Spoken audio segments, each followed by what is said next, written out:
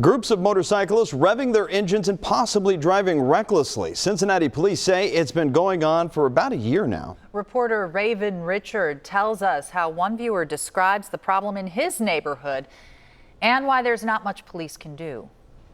Here under the Taylor Southgate Bridge, a viewer says dozens of motorcycles were blocking the street, forcing cars to turn around just last week. He says it seems like the problem is only getting worse.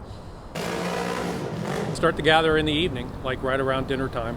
It gets worse around 9 or 10 o'clock when it gets dark. So bad, Greg Burkett and his wife. We can't hear our TV, even with the sliding glass door closed. Eventually, they'll start to break off, and they'll drive around and get on the Southgate Bridge and speed across the bridge at high rates of speed, sometimes doing wheelies. Burkett reported the riders. This video shows a large group riding underneath the Southgate Bridge. You can hear just how loud the engines are.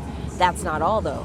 Last Saturday, when we were down here, we were just down here sitting, and we counted 5 motorcycles drive along the Serpentine Wall through groups of people, children and adults, that were either walking or riding their bikes or standing there. Burkett contacted the police. We've been dealing with this for quite a while now, where there's groups of people on motorcycles or four-wheelers riding around, revving engines, sometimes driving recklessly. But we can't, in law enforcement, stop people from congregating on the road if they're parked to the side.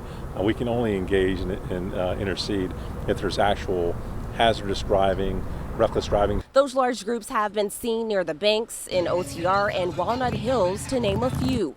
CPD's response lately has slowed due to attention to the protest. When we go back to somewhat normal operations, we would definitely want to respond to this issue if people would call and let us know. I'd like to see the bikes go somewhere where there isn't a high population to do their joyriding. I'm not against that at all if they want to do it, but it's dangerous here. CPD says if you see reckless driving, call them. Make sure you describe what's going on, where you are, and as many other details as you can.